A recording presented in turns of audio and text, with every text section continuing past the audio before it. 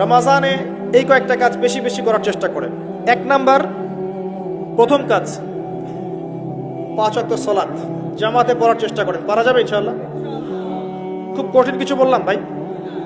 তার আগে একটা কাজ বলি, তারও আগে, সেহরি করতে উঠেছেন, এমন ভাবে খাবেন না যেটা এটা আপনার জীবনের শেষ খাওয়া। এমন ভাবে খাবেন না আল্লাহর ওয়াস্তে।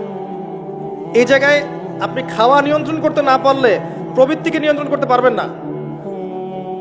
এটা দরজা, প্রবৃত্তি নষ্ট হওয়ার দরজা হচ্ছে এই পেট, মুখ আর পেট। যে পেটের দাস, সে প্রবৃত্তিকে নিয়ন্ত্রণ করতে পারবে না। রমজান কি জন্যে আল্লাহ পাক না খেয়ে থাকতে বলছেন কেন? যাতে আপনি তাকওয়া অবলম্বন করতে পারেন, নফসটাকে কন্ট্রোল করতে পারেন। কথা কি বুঝতে পারছেন? পানি খাবো না কেন? পানি তো হালাল। নফসটা কন্ট্রোল করা, না আমি করব না, এটা আপনাকে প্রশিক্ষণ দেওয়া হচ্ছে। আত্মার নিয়ন্ত্রণের প্রশিক্ষণ দেওয়া হয় রমজান মাসে। এটাই তার তাকওয়া। তাকওয়া মানে কি? এই যে একটা মরুভূমি মনে করেন, বা সমুদ্রের বিচ মনে করেন, কক্সবাজার সমুদ্রের বিচ, এখানে অনেকগুলো কাঁচের টুকরা রাখা আছে, কাঁচের টুকরা ফেলে দেওয়া আছে। আপনি হেঁটে হেঁটে যাচ্ছেন, পা ফেলছেন, টিপে টিপে পা ফেলছেন, এখানে একটা, ওখানে একটা, ওখানে একটা। এটা তাকওয়া। এইভাবে চলার নাম তাকওয়া। এটা এক্সাম্পল। সেহরি এত বেশি খায়েন না যেটা মনে হয় আপনার জীবনের লাস্ট খাওয়া, এমনটা খায়েন না। এরপরে 5 ওয়াক্ত নামাজ চেষ্টা করেন জামাতে পড়ার জন্য। যদি জামাত মিস হয়ে যায়, নামাজ ছেড়ে দিবেন না, বাসায় পড়বেন। যদি দেখেন ঘুমিয়ে গেছেন, ঘুম থেকে উঠলে নামাজ পড়বেন। যদি দেখেন ভুলে গেছেন, যখনই মনে হবে তখনই পড়বেন, নামাজ ছাড়বেন না। পারা যাবে ইনশাআল্লাহ? যুব সমাজকে বলবো, যাই করো তোমরা যা কিছুই করো না করো, 5 ওয়াক্ত নামাজ ছেড়ো না। 5 ওয়াক্ত নামাজ তোমাদেরকে যে কোনো পাপ থেকে ফিরিয়ে নিয়ে আসবে ইনশাআল্লাহ। এই যুবকদের মাঝে অনেক যুবক আছে এখনো বসে এই পৃথিবীতে, যাদের মধ্য থেকে আল্লাহ পাক দিনের বড় বড় খাদেম বের করবেন ইনশাআল্লাহ। কাদেরকে বের করবেন? যাদের অন্তরে আল্লাহ পাক স্বচ্ছতা দেখবেন, পবিত্রতা দেখবেন, এদেরকে বের করবেন। এমন অনেক মানুষ ছিল যারা মিউজিক করতো, ছেড়ে দিয়ে ইসলামের খেদমত করছে। এমন অনেক মানুষ ছিল যারা জেনা করেছে, পরে ফিরে এসে আল্লাহর দিনে দায়ী হয়েছে। এমন অনেক মানুষ আছে যারা বড় বড় কবিরা গুনাহ করেছে, পরে তওবা করে ফিরে এসে আল্লাহর দিনের খেদমত করছে, আছে না? এই মানুষগুলোকে আল্লাহ পাক হেদায়েত দিলেন কেন? উত্তর, তাদের কলবটা ছিল পরিচ্ছন্ন, সৎ অন্তর ছিল, আল্লাহর ভয় ছিল মনের মধ্যে। আল্লাহর ভয় থাকে, ফিরে আসবে ইনশাআল্লাহ। আমরা দোয়া করি আল্লাহ পাক তাদেরকে ফিরিয়ে দেখ। আমিন। শুধু তাই নয়, এখন ইসলামের যারা প্রকাশ্য শত্রু, তাদের মধ্য থেকেও আল্লাহ পাক ওমর এবং হামজা রাদিয়াল্লাহু আনহুর মতো মানুষ বের করতে পারেন। জানেন, ওমর রাদিয়াল্লাহু আনহু তরবারি নিয়ে বের হয়ে যাননি, তাকে আল্লাহ পাক দ্বিতীয় খলিফা বানাননি। তার মনটা ছিল পরিচ্ছন্ন, আল্লাহ পাক কবুল করেছেন। 5 ওয়াক্ত সালাত পড়ার চেষ্টা করেন জামায়াতের সাথে, আল্লাহ পাক তৌফিক দান করুন। একইভাবে ইফতার যখন করবেন, তখন এমনভাবে খাবেন না এটা শেষ খাওয়া। গোগ্রাসে খাবেন না, 10টা 20টা 30টা আইটেম করার দরকার নাই। যতটুকু হলে আপনার ইবাদত করার শক্তি চলে আসে, এনাফ। আর বেশি বেশি হাইজেনিক খাবার খাবেন। বাইরের খাবার ভাজা পোড়া বেশি খেতে যায় না, অসুস্থ হয়ে যাবেন। আমরা ইফতারে কিন্তু একদম বিরিয়ানি, পোলাও, কোরমা কত কি খাওয়া শুরু করি। সিম্পল খাবার খাওয়া শুরু করেন, সিম্পল খাবার খান, হোমমেড ফুড খান, বাইরের ম্যানুফ্যাকচার্ড ফুড খান না। আপনি সুস্থ থাকবেন ইনশাআল্লাহ। কারণ ইফতারের পরে আসে আপনার তারাবি। তার ইফতার অল্প হালকা করেন। রমজান মাসে টার্গেট করেন যে আমি কোরআন অন্তত একটা খতম দিব। পড়া যাবে? 30 দিন 30 পারা, 1 পারা করে পড়া যাবে? যারা কোরআন পড়া জানি না, এই যে 1 মাস সময় আছে, 1 মাসের মধ্যে শিখে ফেলবেন। প্রমিস করেন, পারবেন? হাত উঁচু করেন, কথা দেন যে রমজান মাস আসার আগেই কোরআন তেলাওয়াত শিখে নেব ইনশাআল্লাহ। বায়াত করলাম কিন্তু, আপনারা সবাই আমার মুরিদ। বসেন, হাদিয়াও দিবেন যেহেতু মুরিদ হয়েছেন। এখন হাদিয়া হচ্ছে দোয়া। কি দিবেন? দোয়া। রমজান মাসে 1 পারা করে প্রতিদিন 30 দিন 30 পারা পড়া যাবে ইনশাআল্লাহ। যারা হাফেজে কোরআন আছি তারা কোরআনটাকে হেফজ চর্চা করবো এই মাসে, এবং তারাবির নামাজ পড়াবো। তারাবির নামাজে এমন মানুষকে ইমাম রাখবেন যার তেলাওয়াতটা প্রচন্ড বিশুদ্ধ এবং সুললিত, শুনলেই মন কেড়ে ফেলে, এমন মানুষকে তেলাওয়াত করতে দিবেন তারাবির নামাজে। দেখবেন নামাজে মনোযোগ বাড়তে থাকবে ইনশাআল্লাহ। এটাকে এনজয় করবেন, তারাবিকে এনজয় করবেন। ওই 3G 4G স্পিডে নামাজ পড়তে যায় না, রিল্যাক্সে নামাজ পড়বেন, রিল্যাক্সে। আর আমরা তো একটা ঝগড়ায় অভ্যস্ত, 8 রাকাত না 20 রাকাত। এই রমজানে আল্লাহর রাস্তায় ঝগড়া করতে যায় না। আপনি নামাজের কোয়ালিটি বাড়ায় দেন। যদি 8 রাকাতও পড়েন, নামাজটাকে লম্বা করে পড়েন নবীর মতো, পারা যাবে? আচ্ছা, নবী সাল্লাল্লাহু আলাইহি ওয়াসাল্লামের 8 রাকাতের দলিল তো দেয়া হয়, কিন্তু নবী সাল্লাল্লাহু আলাইহি ওয়াসাল্লাম যত লম্বা সময় ধরে 8 রাকাত পড়েছেন, এটা কি আমরা পড়ি? তাহলে আমরা সময়টা কেন নিলাম না? 8 রাকাত পড়তে পড়তে পা ফুলে যেত, আর আমাদের 8 রাকাত আধা ঘন্টা 1 ঘন্টায় শেষ, তাহলে কি হলো?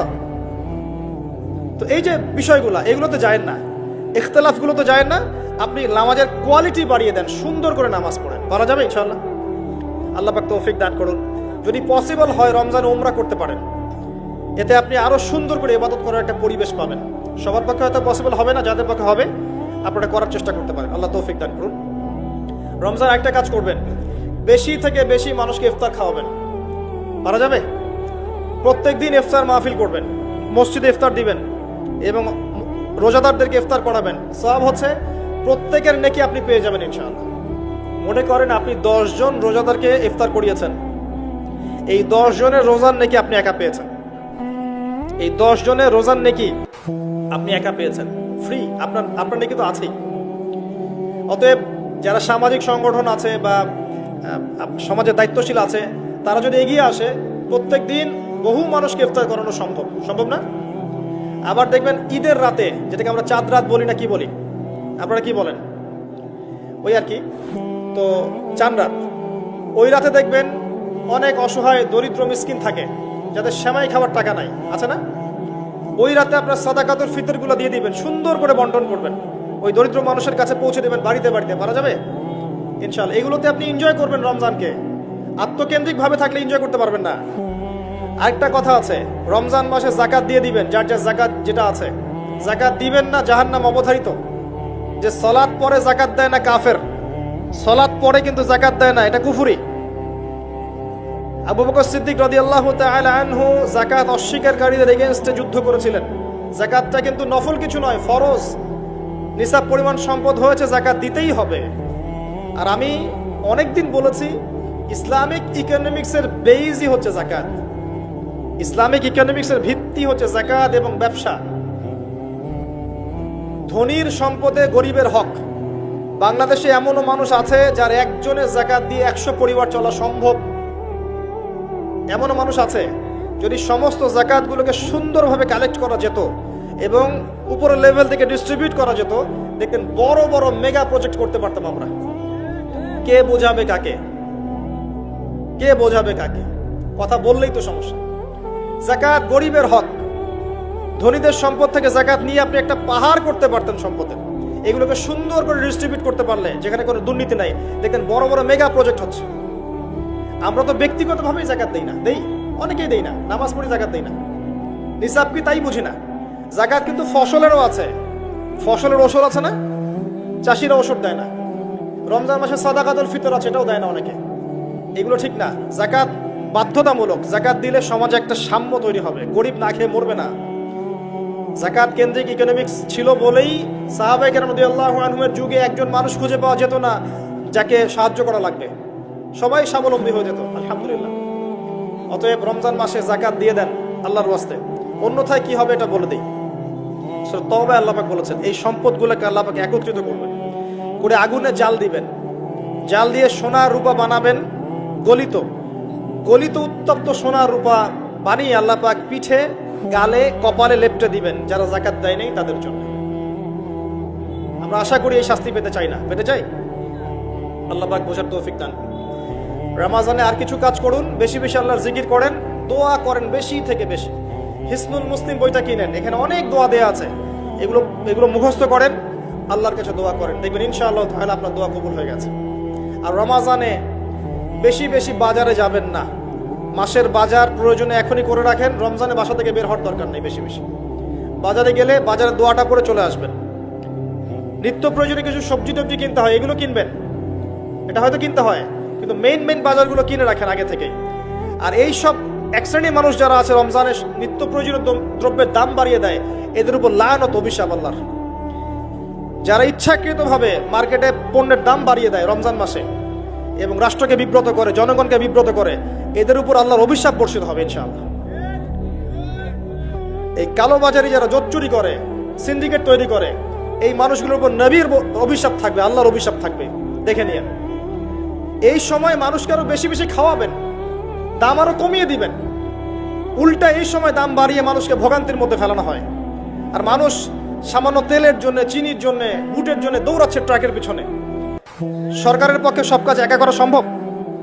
আমরাই তো সিন্ডিকেট করছি, এখানে তাদের কি দোষ?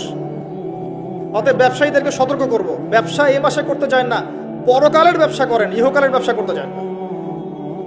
রমজান মাসে পণ্যের দাম ফিক্স করে কমিয়ে দেন, বাজার নিয়ন্ত্রণ হবে। তাহলে না হলে তো আপনারা জনগণকে কষ্ট দিচ্ছেন, গভর্নমেন্টকে কষ্ট দিচ্ছেন, সবাইকে কষ্ট দিচ্ছেন। এই ফল কে ভোগ করবে? এর ফল জনগণকে ভোগ করতে হয়। আল্লাহ পাক এই শ্রেণীর মানুষের তাকদিরে হেদায়েত থাকলে হেদায়েত দেখ, না হলে এদের ব্যবসা আল্লাহ পাক বরকত তুলে নেক, আমরা বদদোয়া করে দিই। আরো বিষয় আছে, এগুলো যা কি সমস্যা আপনারা বুঝবেন না। ইসলামিক ইকোনমিক্স যদি পড়াশোনা করেন বুঝবেন, এগুলো এত বড় লেভেলের সমস্যা যার ফলে হিমশিম খেতে হয় মানুষের জীবনযাত্রার মানকে একটা নিয়ন্ত্রণে নিয়ে আসতে। এই কৃত্রিম সংকট যারা তৈরি করে, এদের প্রতি আল্লাহর অভিশাপ বর্ষিত হবে। এটা মুসলিমরা করছে কেন? মুসলিমদের এমনটা করার শোভা পায় না। হোটেল কেন খোলা রাখছেন? হোটেলের মধ্যে রমজান মাসে পর্দা দিয়ে দিয়েছেন, বেরোজাদার আসবে, খাবে। সুবহানাল্লাহ, কি আশ্চর্য! যেখানে পর্দা করা লাগে সেখানে বেহুত্তার মতো ঘুরে বেড়ায়, যেখানে পর্দা লাগে না সেখানে পর্দা দিয়ে রাখে। সুবহানাল্লাহ। দেখবেন কাপড়ের ব্যবসায়ীদের দোকানে দোকানে এই যে মেয়েদের মূর্তির মধ্যে কাপড়, তাই না? এতে কি ব্যবসায় বরকত হবে? রমজান মাসে সব মূর্তিগুলো ভেঙে ফেলে দেন।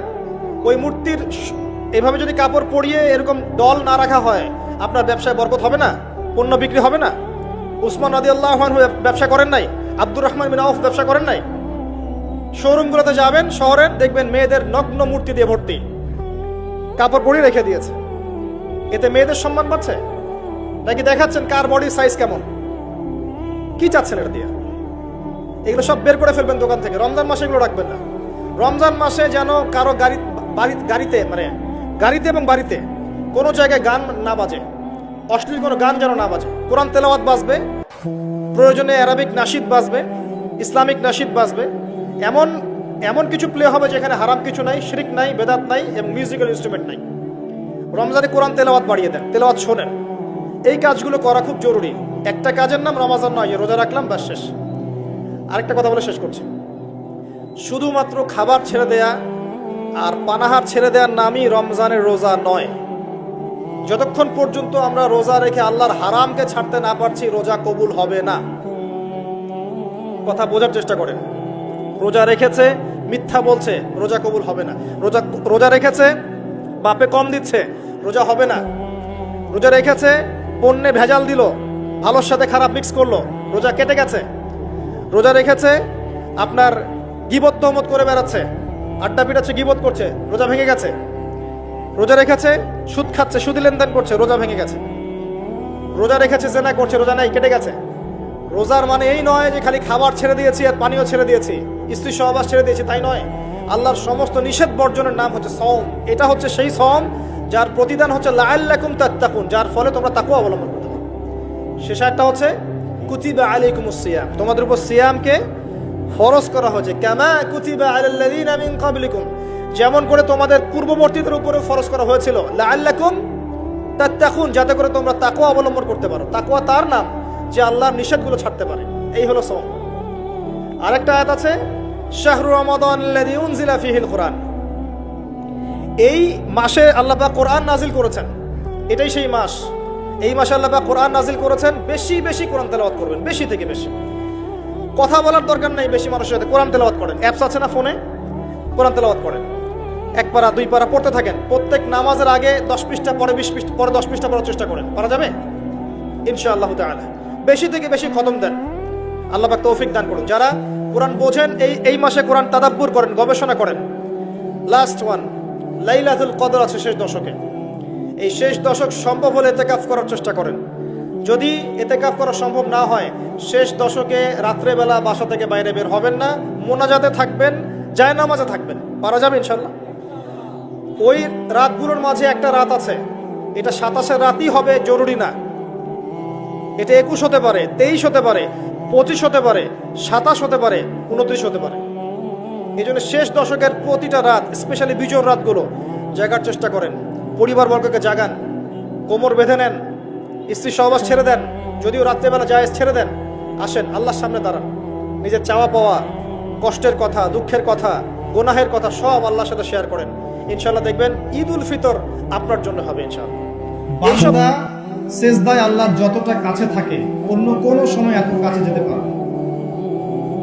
আর আমরা কি করে টুক করে সেজদা দিয়ে টুক করে উঠে যাই, একটা দোয়া করার সুযোগ পাই না, চান্সও দেই না। সেজদায় দোয়া কবুল হয়, প্রত্যেকটা সেজদায় একটা করে দোয়া করেন না, একটা করে দোয়া করেন। আরবিতে দোয়া করতে পারলে সবচেয়ে ভালো, যেগুলো কোরআন এবং সুন্নাহ থেকে সাব্যস্ত। যদি নফল নামাজ পড়েন, আপনার আরবি জানা নাই মোটেই, বাংলাতেই বলেন আল্লাহ আমি অসুস্থ, আমাকে শেফা দাও, আল্লাহ আমার ছেলেটাকে হেদায়েত দাও, আল্লাহ আমার রিজিক প্রশস্ত করে দাও, আল্লাহ আমাকে হালাল রিজিকের ব্যবস্থা করে দাও, আল্লাহ আমাকে মাফ করে দাও, বলা যায় না? দোয়া কবুল অন্যতম সময় রমাজান মাস, যেটা সামনে আসছে, রোজা রাখা অবস্থায় আপনি দোয়া করলে দোয়া কবুল হয়ে যাবে ইনশাআল্লাহ। এবং যখন মানুষ আপনার আমল দেখছে না, আপনি গোপনে আমল করছেন, সৎ আমল, যে কাজগুলো মানুষ দেখছে না, আপনি জানেন, আল্লাহ জানেন, ওই কাজগুলোকে দোহাই করে আল্লাহর কাছে দোয়া করেন, কবুল হয়ে যাবে ইনশাআল্লাহ। আরো আছে, অসুস্থ হয়েছেন, দোয়া করেন, দোয়া কবুল হতে পারে। অসুস্থ রুগী দেখতে গিয়েছেন,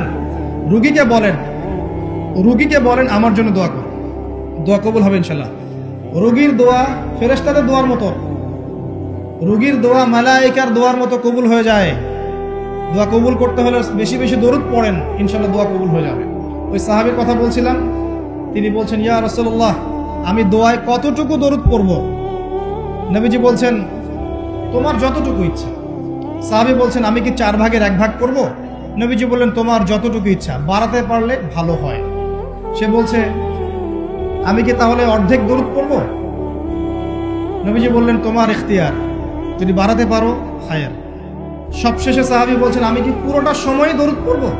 নবীজি বলছেন তাহলে তোমার কোনো দুশ্চিন্তা থাকবে না, তোমার কোনো টেনশন থাকবে না, তোমার সবকিছু ক্লিয়ার। ইহকাল পরকালের সব দায়িত্ব আল্লাহ নিয়ে নেবেন। একটা কালিমা আছে, সকালে এবং সন্ধ্যায় 7 বার করে পড়লে আল্লাহ পাক ওই ব্যক্তির দুনিয়া আখিরাতের সমস্ত দায়িত্ব নিয়ে নেবেন ইনশাআল্লাহ। বলে দেব সেটা কি? হাসবি আল্লাহ লা ইলাহা ইল্লাহু আলাইহি তাওয়াক্কালতু ওয়া হুয়া রাব্বুল আরশিল আযীম। কোন সূরায় আছে কে বলতে পারবেন? একজনও নাই? আলেম একজন বলেছেন, আমি জেনারেলদের কাছ থেকে উত্তর চাচ্ছিলাম। কোথায় আছে? হাসবি আল্লাহ লা ইলাহা ইল্লাহু আলাইহি তাওয়াক্কালতু ওয়া হুয়া রাব্বুল আরশিল আযীম। যে সূরা আপনাকে প্রমাণ করে দিবে যে আপনি মুমিন না মুসলিম না মুনাফিক, তার নাম সূরা তাওবা। একটা সূরা কোরআনের যে প্রমাণ করে দিবে যে আমি আসলে মুমিন না আমি আসলে মুসলিম না আমি আসলে মুনাফিক, প্রমাণকারী সূরার নাম হচ্ছে তাওবা। এই সূরার শেষের দিকে আছে, একদম শেষে, হাসবি আল্লাহ লা ইলাহা ইল্লাহু আলাইহি তাওয়াক্কালতু ওয়া হুয়া রাব্বুল আরশিল আযীম। হাসবি আল্লাহ, আল্লাহ আমার জন্য যথেষ্ট, লা ইলাহা ইল্লাহু, তিনি ছাড়া কোনো ইলাহ নাই, আলাইহি তাওয়াক্কালতু, আমি তার প্রতি তাওয়াক্কুল করেছি, ভরসা করেছি, ওয়া হুয়া রাব্বুল আরশিল আযীম, তিনি মহান আরশের রব। এই কথা যে বলবে সকালে 7 বার, সন্ধ্যায় 7 বার, দুনিয়া আখিরাতের যে কোনো প্রয়োজন আল্লাহ পাক পূরণ করে দেবেন ইনশাআল্লাহ। এটা আরেকজন নবী বলেছিলেন, তার নাম কি? এটা একজন নবী বলেছিলেন, তার নাম কি? যাকে আগুনে ফেলা হচ্ছিল, হ্যাঁ এবার বুঝতে পারছেন কি নাম? ইব্রাহিম আলাইহিস সালাম। যখন তাকে ফেলা হচ্ছে তখন জিবরাইল আলাইহিস সালাম চলে এসেছেন, এসে বলছেন যে আমার কাছে কি আপনার কোনো প্রয়োজন আছে? আপনি চাইলে আমি এই আগুনের ব্যাপারে আপনাকে হেল্প করতে পারি।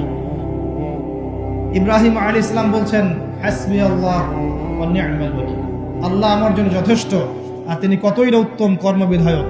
বলার সাথে সাথেই আল্লাহ পাক বললেন ইয়া নার, হে আগুন, কুনি বারদান ওয়া সালামান আলা ইব্রাহিম, হে আগুন ঠান্ডা হয়ে যাও, শীতল আরামদায়ক ঠান্ডা হয়ে যাও ইব্রাহিমের জন্য।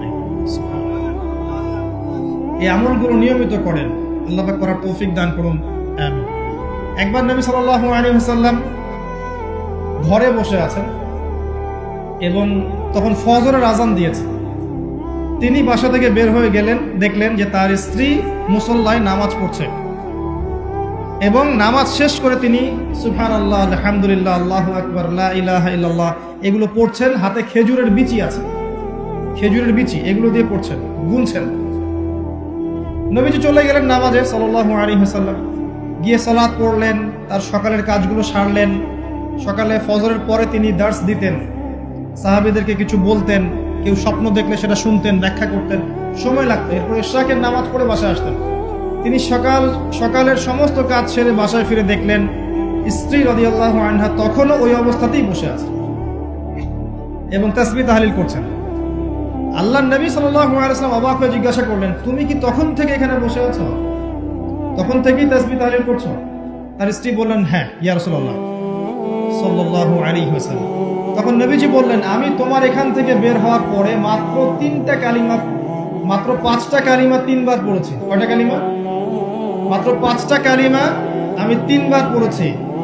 তুমি যতক্ষণ আমল করেছো, এই আমলটাকে যদি এক পাল্লায় রাখা হয় আর আমারটাকে আরেক পাল্লায় রাখা হয়, আমারটা ভারী হবে বলে আমি আশা করি। সেটা কি? সেটা হচ্ছে এক, আমার সাথে বলেন, সুবহানাল্লাহি ওয়া বিহামদিহি। 2, আদাদা খালকিহি। 3, ওয়া রিদা নাফসিহি। 4, ওয়া জিনাতা আরশিহি।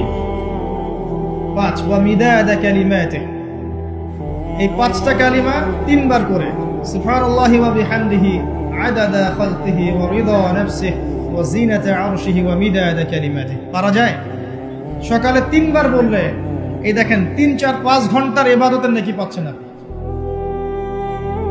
আরেকটা বলে দেই, ফজরের নামাজ জামাতে পড়ার পরে কেউ যদি বসে থাকে, নামাজ জামাতে পড়েছে এরপর জায়গায় বসে আছে, নামাজ শেষ, নামাজের পরে দোয়া হয়েছে আলহামদুলিল্লাহ, দোয়া করেছে, নামাজে বসে আছে, নামাজের শেষে বসে আছে, তাসবিহ তাহলিল করছে, করতে করতে করতে করতে সূর্য উঠে গেল।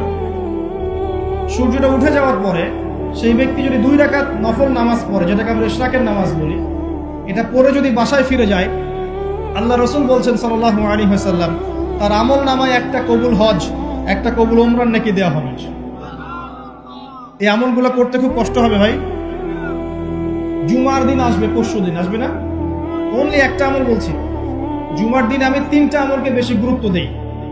1 নাম্বার হচ্ছে সূরাতুল কাহফ, যেটা আপনাকে মাসিহুদ দাজ্জাল থেকে বাঁচাবে। 2 নাম্বার বেশি থেকে বেশি দরুদ পড়া, এই দিন দরুদ পেশ করা হয় নবী সাল্লাল্লাহু আলাইহি ওয়াসাল্লামের কাছে।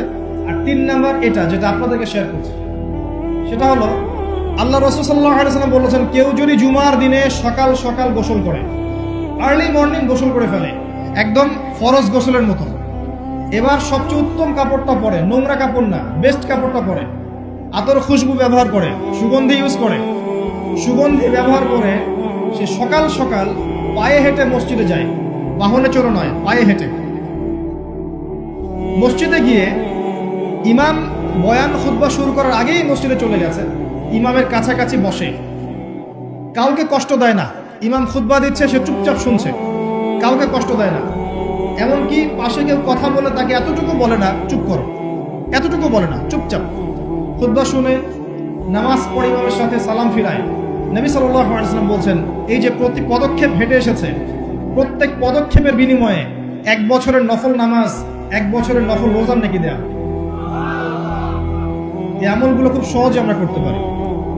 আমি শুরু করলাম কিছু আমল দিয়ে, যে আমলগুলো আপনারা নিয়মিত করার চেষ্টা করেন। আল্লাহ পাক আপনাদের সবাইকে তৌফিক এনায়েত করুন, আমিন। আর কিছু কিছু সূরা আছে যেগুলো নিয়মিত পড়তে হয়, যেমন সূরা ফালাক, সূরা নাস, সূরা ইখলাস, সকালে 3বার, সন্ধ্যায় 3বার, 3-3-3 নয়, আবার 3-3-3 নয়।